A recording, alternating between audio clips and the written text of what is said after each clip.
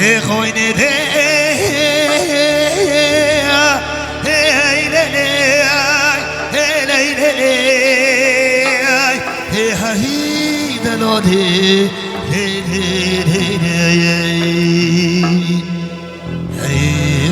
غاينة بتفقد كلمة غاينة شبور وجه مقاتبة شي شاطر شكلت جبانة